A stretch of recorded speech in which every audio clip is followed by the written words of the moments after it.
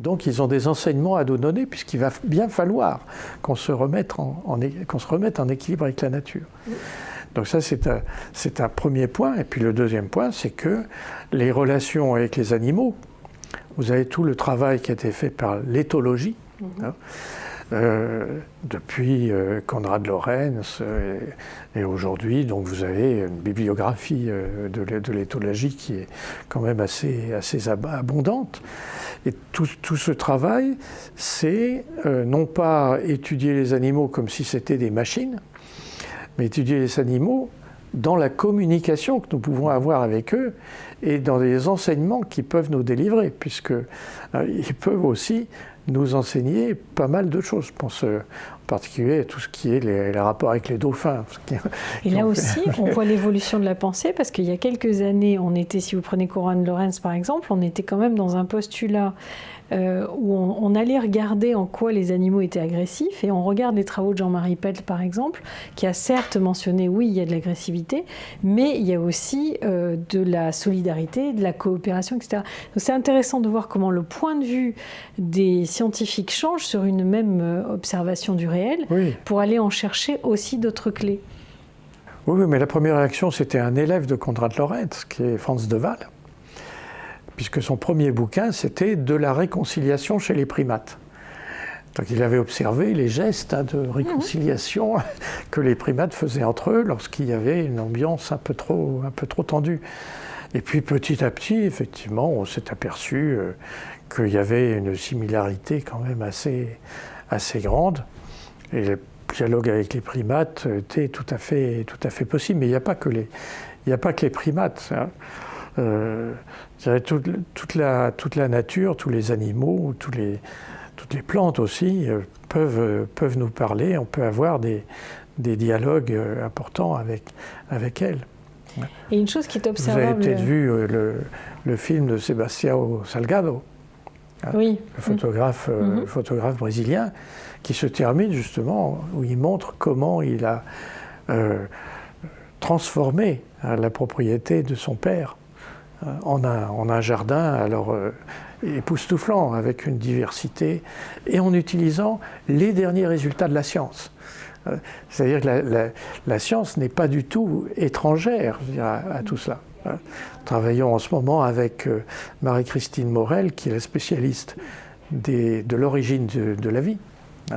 Et l'année prochaine, à Cerisy, on va faire une semaine, en septembre, sur sciences de la vie, sciences de l'information. Donc vous voyez cet axe dont on parlait tout à l'heure. Une notion de lien, de reliance, de communication, d'interaction entre les espèces, ce genre de choses. Oui, c'est ça. Et par exemple, on a des expériences qui ont été faites comme à Findorn, de voir comment, en fonction de la spiritualité ou de l'interaction consciente de l'humain avec le végétal pousse autrement, quand même. Oui, ça, bon, moi, j'ai pas regardé cette question dans le détail. Mais... Après le problème, c'est que quand il y a des expériences, tout dépend si elles sont qualifiées de scientifiques ou pas de scientifiques, et si elles sont connotées. Si elles sont connotées, du coup, elles sont séparées, on ne les regarde pas, alors qu'on peut les observer objectivement, et puis après essayer d'en tirer les enseignements ou les clés. Oui. Vous me rappelez mon ami benveniste qui défendait la mémoire de l'eau, qui a été persécuté par le milieu scientifique de l'époque parce que c'était pas possible. Jusqu'à ce qu'il y ait un prix Nobel qui dise, mais finalement, c'est peut-être ça. Oui, mais ça, c'est vous, en tant que prospectiviste, vous avez dû le voir, à chaque fois qu'on avance, qu'on pousse les pions de quelque chose de nouveau qui n'est pas encore dans la pensée dominante, on se fait quand même largement pourchasser, ou on est sous la vindicte, ou la critique, ou le refus, ou le rejet, quand même. Ah bah oui, mais je veux dire, les lobbies de tout poil ont tendance à tirer sur les propos qui ne vont pas dans le sens de leurs intérêts. Alors ça, c'est encore autre chose. Ça, c'est le sens des intérêts. Mais là, j'étais simplement en termes de représentation et de cognition. Tout ce que je dis sur la monnaie, je veux dire, il là, il y a des lobbies qui vont être tout à fait contre. C'est clair, vous n'arrangez pas les banquiers. Enfin, ils peuvent se convertir. Hein. Comme vous mais ils seront peut-être moins prospères que. Comme vous dites, convertir est quand même dans le registre du religieux, donc c'est intéressant de voir qu'on est là-dedans. Pour respecter le format de cette rubrique, je vous invite à avoir un propos conclusif. Donc, qu'est-ce que vous auriez envie de dire comme pépite qui pourrait être une synthèse ou une conclusion ou une ouverture? Ben, vous savez, on est en plein dans une discussion sur l'éducation. Hein. Et malheureusement, les arguments que j'entends ne sont pas prospectifs. C'est-à-dire que qu'on conçoit un système d'éducation, il faut le concevoir avec une vision de 30 ans d'avance. Or, si on n'a pas une vision claire de ce que c'est que la France et le monde même, puisque dans 30 ans, c'est le monde. Malheureusement, on ne peut pas faire de réforme valable. On le fait en fonction d'une classification, d'une hiérarchie, d'une idée de la réussite qui est une idée ancienne. C'est ça.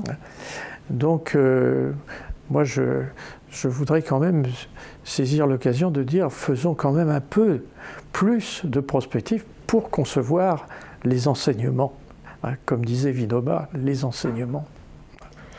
Et ce que vous dites s'inscrit bien dans la réalité de ce qu'on essaie de partager là, c'est-à-dire que si on n'a pas clairement, alors clairement ne voulant pas dire que c'est sûr, non. Mais au moins une vision claire de ce qu'on veut atteindre en termes de monde et d'humanité, évidemment qu'on va tirer une éducation vers cette direction-là. Par contre, si on ne sait absolument pas où on va, si on n'est pas animé de ces enseignements d'un autre niveau, on ne risque pas d'avoir une vision prospective et encore moins de prendre les décisions qui s'y inscrivent. Absolument. Donc, quels seraient les deux champs d'investigation sur lesquels on pourrait, ou les deux chantiers sur lesquels il serait prioritaire d'agir pour justement parvenir à faire évoluer notre grand Titanic vers autre chose qu'un iceberg? Oui.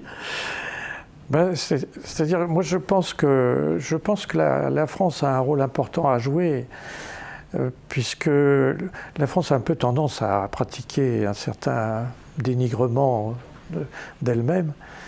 Mais lorsqu'on se promène à l'étranger, on voit au contraire que les gens ont une grosse attente vis-à-vis de nous, parce que c'est le pays des droits de l'homme, c'est le pays justement de la raison, etc.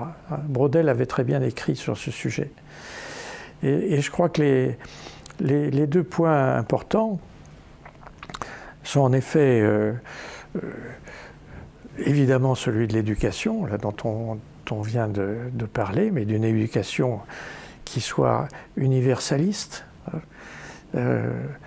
tournée vers l'avenir, dans lequel les gens apprennent beaucoup plus la nature. Les clés de demain.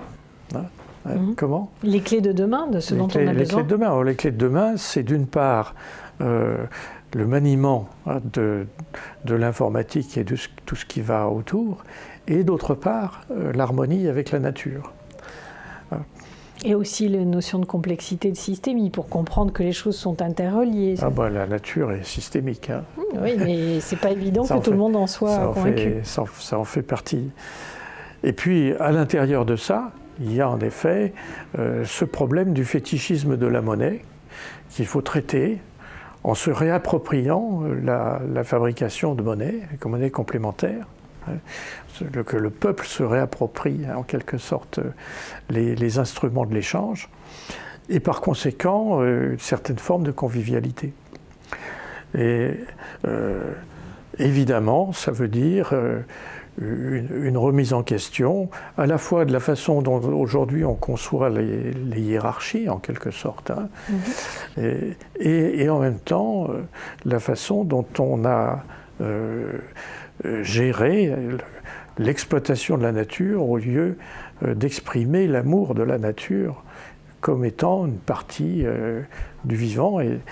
Je veux dire, le roi des animaux, il faut que ça soit un bon roi, puisque c'est nous le roi des animaux. Hein. Et sa générosité aussi à la nature, parce qu'elle est quand même dans le don permanent. Le rôle, c'est effectivement de faire bien vivre non seulement les humains, mais la nature. Et là, vous revenez à la gouvernance. Un bon roi, c'est une question de gouvernance aussi. Absolument. Et de gouvernance de soi-même. D'accord, donc gouvernance de soi pour une gouvernance du monde, dont une gouvernance avec la nature, et un amour de la nature et un amour de soi qui soit en train de défendre le bien commun quelque part. Voilà. Eh bien, merci.